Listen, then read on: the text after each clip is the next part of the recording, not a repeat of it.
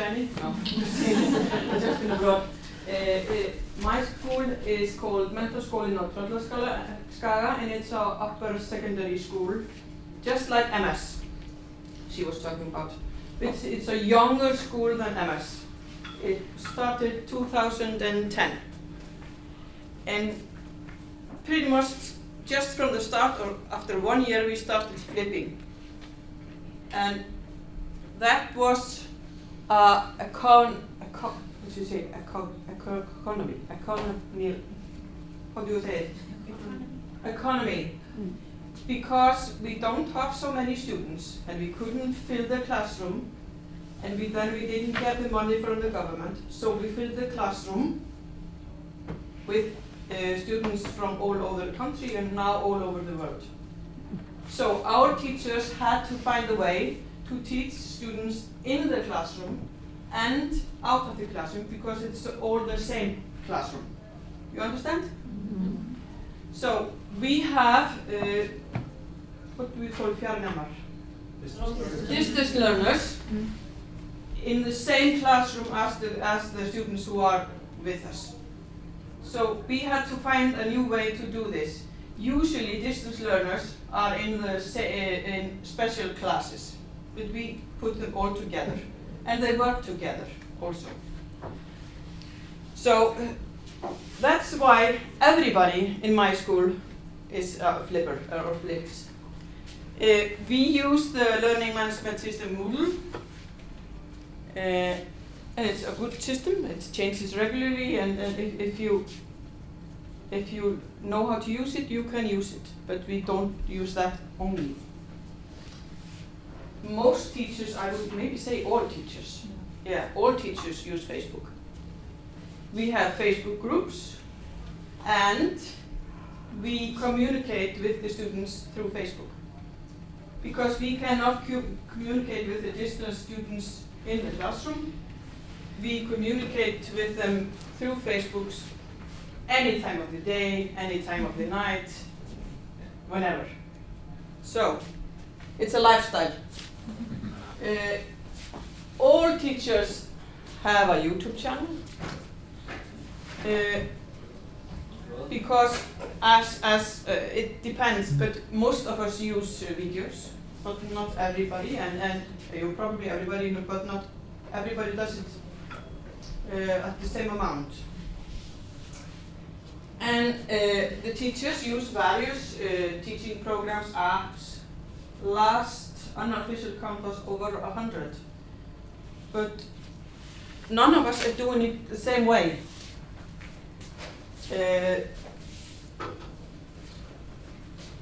We use the internet, and right from the start we use the internet. Every student has a computer. They just have to come with it to school, and that's no problem. Instead, we let them buy a little less books. We try to, at least, and therefore we try to use things we can find on the internet. There is a lot of information in the internet, and there is a lot to learn. You can learn from the internet, both videos and reading materials and everything. You can find everything on the internet. We also teach students right from the start to use the internet. We have a special program or course we call UTD, which is kind of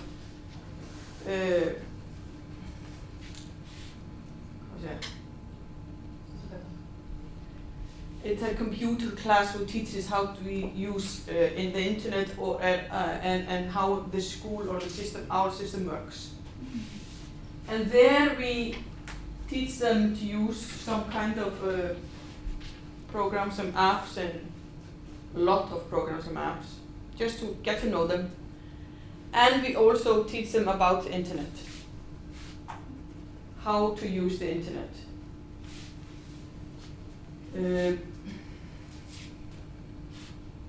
About valid information and invalid. My English teacher changed this for me because I used good information and bad information. And use information the right way.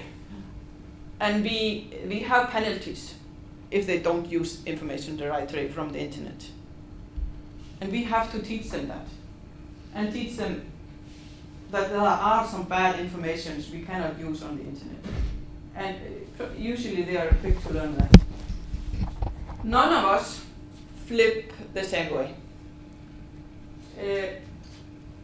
And none of us, or many of us, don't use the same programs or apps. We are using plenty of apps and programs. And that's also because we are not teaching the same schedule or subjects. I am a math teacher. She is an Icelandic teacher. We don't have the same things in our subject, so we have to use different kinds of apps or programs. We don't even use the same screen recorders. Everybody in my school does their thing by like they want to do it. You cannot say to teacher, you do it that way. You have to let the teacher find it out by themselves. But we support each other. And sometimes, once a week, I should say, every second week. Every second week we have a special meeting instead of kennarafundur. The teachers' assembly, we meet once a week and we go over some kind of problems, but every other week we tell something about what we are doing. So we try to teach each other. And that is a very nice thing. And we know what we are doing. We are only about 20 to 25 teachers. But sometimes I don't know what the English teacher is doing if I don't meet him. So it's a nice thing to know and get all the information about what apps he is using. As you can see, I'm going to flip through some of these to show you. Most of us use Google Docs. And I can tell you, another Icelandic teacher who was teaching, she put I lost the word. A project to the classroom and said put them into groups. And this time she had groups that were in class and other groups that were distance learners. And then she sat down and waited for them to start, and nobody moved. And she said, why have you not started working? And the students said, we have.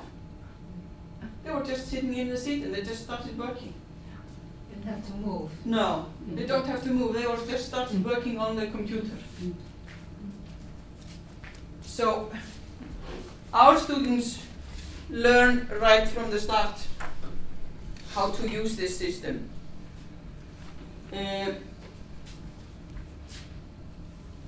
We also try to have assignments very different. What is the English word for different and not the same? I don't know what all these programs do. For example, this one, this is for sports, because we also have flipped sports and we also have distance students in sports.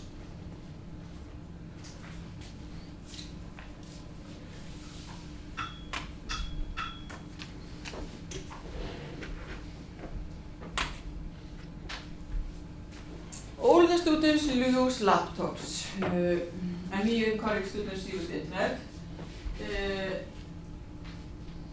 And we also encourage students to take advantage of all possible technology programs and facilities, and this also includes the smartphone. It can really make me mad talking to teachers who don't allow the smartphone inside the classroom. Or if there is a picture of some kind of a box where you put the smartphone in. Because this is a really good tool to have if you teach the students to use it. You could go out in a bookstore or a Fjord or some store and buy a graphical computer for 7,000 kronas, but you can buy it for $1 in your phone. And there are so many apps you can use. And in the UTG class, where we talk about computers and use of computers in learning, we let the students go and find an app or a program they can use. And that teaches us also. Because we as teachers cannot always follow what is happening out there. And sometimes the students can teach us something. And they can, because they are usually much better with this than us.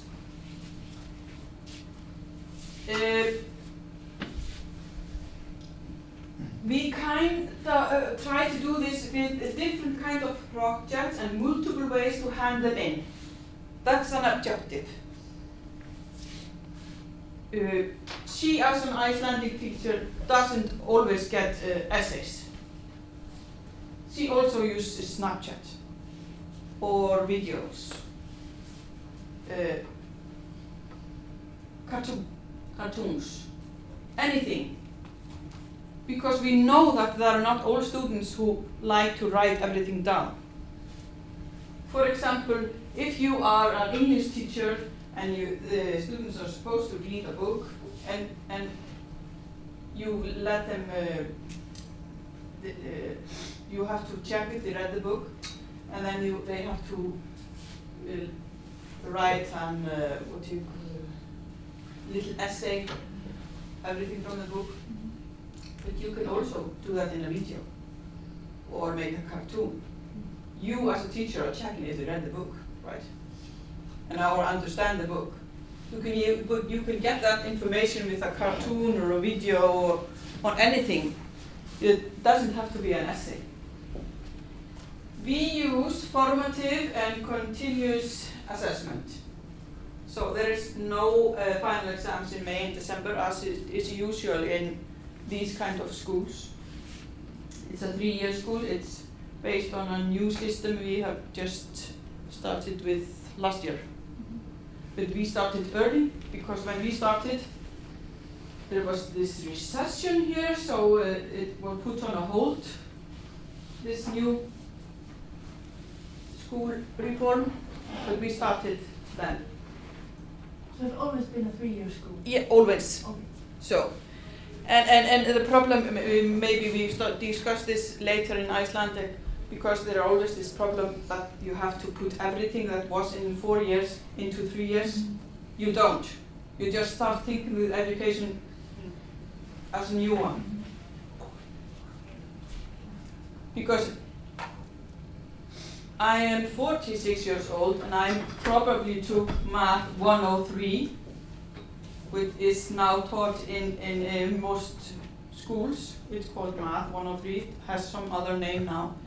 But when I was in 10th grade, I didn't take any algebra. A lot of things I didn't take, but is now in 10th grade, 9th grade. So some is repetitive.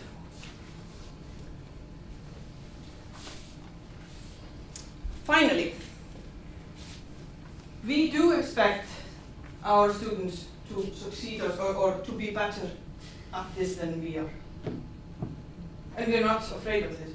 And we hope they do. And it's natural that they, if they find the interest, that they will get better using all these apps and programs and all this, especially because they are always learning together and finding things out. So, and having been now looking into the future, if you were on Facebook, on all this future now, you get these posts, what everything is happening now. The future is now taking a big leap. You've seen that. Everything about the glasses and the phones and everything. So it will be that they will work with something that they don't know. So our main objective is to teach them how to learn and use technology to learn. Because I have never I have never worked in a place where I had to take a test. I have never worked in a place where I cannot look things up. I have never worked in a place where I cannot talk to my fellow co-workers and get help. And that's what we have to teach them. We cannot teach them to be papagøje. What's papagøje? Yeah. Yeah. So, thank you.